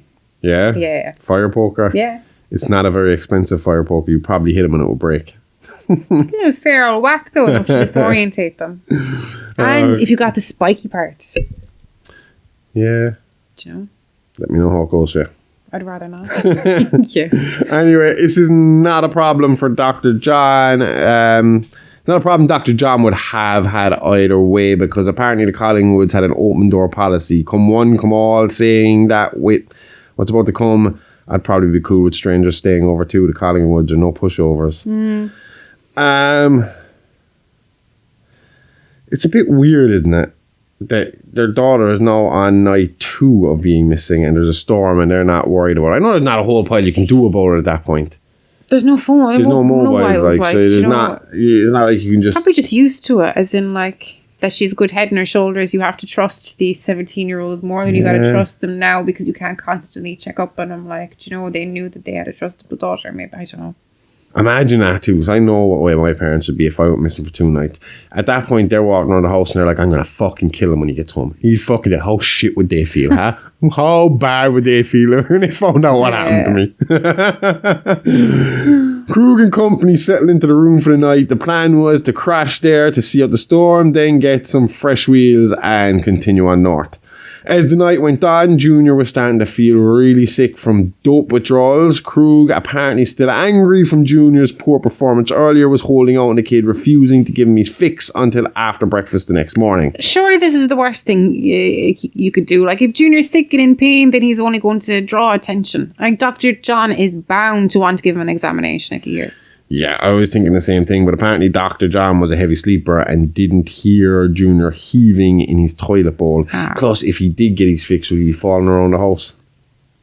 I don't know. Yeah, I don't know. I've never really been around a heroin addict or anyone taking On it, so I don't TV, know. it's not TV just like they is shoot my up only and then they reference. sleep, because it looks like a happy sleep. And Not promoting it. It just looks like that's what it should like on TV. So anyway, Dr. John was a heavy sleeper, but it was actually Estelle Collingwood that would be woken by Junior's moans, and being the good host that she was, she went to investigate to see how she could help. She claims to have found Junior on the floor of the bathroom, clutching his stomach in pain. She offered to go wake John, but Junior refused, telling Estelle he was okay and that he just needed some sleep. Then, as Estelle helped the strung-out young man to his feet, she saw it. The expensive peace necklace her and her husband had gifted their daughter only a day beforehand, now hanging around Junior Stillo's neck. And now they're worried. The second night. She's worried. Well, now that they see something that they recognise, because, I mean, I can't imagine there be... I'd have to imagine if it's worth £1,000, there's probably something distinctive about it. But that's it. Is it personalised? Like, I mean... I have no idea. I didn't see it. She led Junior to his room, then stayed for a second outside the door and listened to the gang talk. They sounded more aggressive in private than they had when speaking to her and her husband earlier. She then went snooping and opened their bags, which were sitting in a small box room at the end of the hall. In the bag, she found the bloodstained clothes worn by the killers earlier that day. Now, her mind racing, she went back to eavesdropping on the gang in order to clarify her worst fears that they may be harbouring dangerous criminals. What she heard was so much worse than she could have imagined. She overheard Junior pleading with Krug for his fix and begging for them to leave this house now. He was afraid the owners might figure it out. To this, Krug responded with, "Shut up or you'll wind up in the lake with her." Now, I don't know why, but that kind of puts things into play. It piques her interest. It's not suspicions. Interest. Because, she heard, we'll put you in the lake with her, or what if they find out and they see the necklace? She's starting to worry, and obviously the lake is right next to their house. Yeah. So they go off out to have a look around, and they find her. They find Mary clinging to the edge of the lake, just kind of out of the water, and just about clinging on to life. Jesus. So she is still alive at this point. John saw that Mary had been shot, and so he carried her into the living room. There, he heated a knife in the fireplace and cauterized the wound to stop the bleeding. Not out of the woods yet, Mary began to struggle to breathe. John, thinking quickly, turned her on her side and cut her back. He then placed a tube in the cut to help her breathe. That always freaks me the fuck out. And the first time I heard of it, what's that one called? A tracheotomy. Well, first time I heard about that, I was like, oh, that's fucking nasty. Don't they train, as in, I'm pretty sure, like, there's certain kind of, like, levels of, like, not paramedics, but kind of like a tiny bit under paramedics, that it's so life saving. Yeah, we were told about it, or kind of shown it in first aid, I think, when I was in college at one point. Yeah. I don't think it'd have to be it'd have to be. I think when you're in that position, you're just like, fuck it, and you go for it. But if you told me I have to do it tomorrow morning, there'd be a problem. If they're in the heat in the moment and someone says we have to do this, I'd be like, fuck it, yeah. Okay. Oh, if you told me I should do it in the morning, I feel like I'd have more time to prepare. No, talk me through it. I'll do it in the fly. We'll be fine. Now, with the pressure off at least hang on, sorry. I meant to mention, as he was doing all this, John could see blood in her inner thigh and knew that she had been raped. So obviously as a doctor, he knew the signs. Yeah. Now with the pressure off, at least momentarily, Estelle now calmly explained to John the situation as she believed it to be. She told him everything she heard and saw, including the necklace and blood-stained clothes. Mary then woke briefly, confirming she had been attacked by 3 men and a woman and that their car broke down outside the house. This was all the confirmation the Collingwoods needed, and with no way of contacting police or medical help, they decided to get even by themselves, vowing to get revenge on the gang members that very night while they were all stuck in the house together throughout the violent storm wailing outside. So these are two fucking badasses, right? Well, I suppose what would we do if one of our kids turned up and you were told me that the person upstairs there, the person that did it was asleep upstairs? They're probably going to wake up with me on top of him, punching him in the face at that stage. Wake up not in a good shape. Huh? Like, wake up not in a good shape or dead. So they decided to divide and conquer, from what I can tell. Okay. Estelle was in the kitchen. It was more out of convenience, I suppose. Estelle was in the kitchen and Weasel actually came down for a drink. And he saw her there drinking wine and she offered him a wine. And Dr. John saw that this was going on and decided he was going to go tool up to deal with the other two. Okay. Now this is weird. It's the only way I can describe it. It's strange. It's, do you know how I keep telling you about that scene in South Park where the chief of police is doing prostitute stings. Yeah. Where he dresses up as a sex worker.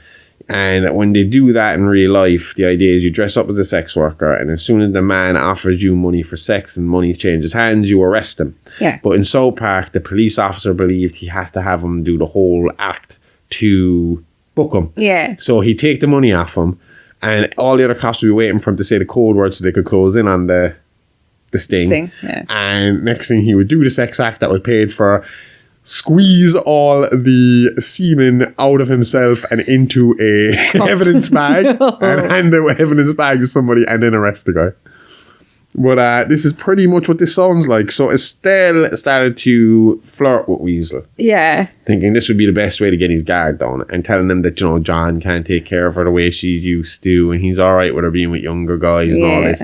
And apparently earlier in the night, Weasel had made some crass comment about tying a woman up and what he'd do to her and all this. So Estelle started playing off of that a little bit. Yeah. And he said that he could do more than a regular man could do with one arm tied behind his back. So Estelle called him out on that, and he said he'd do it with two hands tied behind his back. Fuck's sake. And Estelle then tied him up. So now Weasel is at her mercy. She agreed to give him oral sex when she tied him up. She did give him oral sex. Well, she began to. And she did it, apparently, according to herself, for a minute or two before she bit down hard and ripped that all off. Every bit of it. Well, he kind of deserves I don't that. feel so bad No. about it. Well, usually I squirm a little bit when I say something like that, but this asshole, he doesn't deserve to have one. Take it off. No. I just don't understand why she would go at it for a few minutes before she decided to take it off. Or why she had to go down there and put it in her mouth at all. She could have done that with her hands. He was tied up. Yeah. Was he afraid he was going to kick her? There was an inquest afterwards. There was a lot of questions as to what they did and why they did, and it was put down to kind of hysteria. Trauma. Yeah, hysteria at the time. Okay. So it's weird. It is weird. While Estelle took care of Weasel, quite literally, Yep. John was inside pointing a shotgun at a sleeping Krug and Sadie, who woke at Weasel's screams. Before they could focus on him, they realized they were pinned down, and it didn't take a genius to figure out why, even if they couldn't work out how they knew. I mean, obviously, you raped and tried to kill their daughter, so if Dr. John is pointing a gun at you, chances are it could be because of that. Yep. But at that point, he had no idea how Dr. John could have found that out. More likely, he saw their picture in the paper and just thought he was harboring dangerous killers and panicked. Either way, Krug didn't have a chance to ask questions as Dr. John cocked that gun and started blasting. Good enough for him. Krug and Sadie just about made it out of the bed before the shells hit, and the fight began. They went back and forth for a while, but eventually Dr. John got the better of Krug and ended him with a chainsaw he had picked up as they fought through the house. Now, this is supposed to be like a fucking full-on movie style, like all around the house brawl. Cool. They were down in the basement, they were out in the sheds, they were up the stairs, they were downstairs. Eventually, when they were stumbling around the basement, Dr. John picked up a chainsaw and chased this fucker down. And they got him. So, yeah. And then what happened to Sadie? Sadie tried to make a break for it, running from the house while Krug and John were busy fighting. She didn't see Estelle coming back inside after killing Weasel, and as she tried to run away, Estelle steamrolled into the side of her out of nowhere, driving Sadie right into the Collingwoods pool. I mean, like American footballer tackle to the side, like fucking Bobby Boucher, you just insulted his water and he is tackling the shit out of you. That's what she did there. And Sadie bobbed up and down, desperately trying to find her footing in the pool. Estelle slashed at her with a kitchen knife, catching her on the throat, killing Sadie. Imagine the police investigation after this. That's what I'm saying. It was a fucking strange one. It was all over the place. Yeah. Both Collingwoods were originally arrested and charged with 3 counts of murder. They were fighting for self-defense, but the DA argued that they were used excessive force and that their methods were a little strange. Eventually, though, the charges would be dropped as the whole event was seen as a bizarre and unusual circumstances, and that under the pressure, the Collingwoods could have been acting as they saw fit to survive. Yeah. Kind of like a temporary insanity plea. Yeah. Long story short, no one was angry with them for killing the Stillo gang, and no one was complaining when the charges went away. Mary survived, but unfortunately her dream of swimming in the Olympics was no more, and mentally she was never the same. Her trust in man was gone, because Sadie was a part of this too. Yep. Mary became borderline agoraphobic, only leaving the house when necessary and with a chaperone for protection.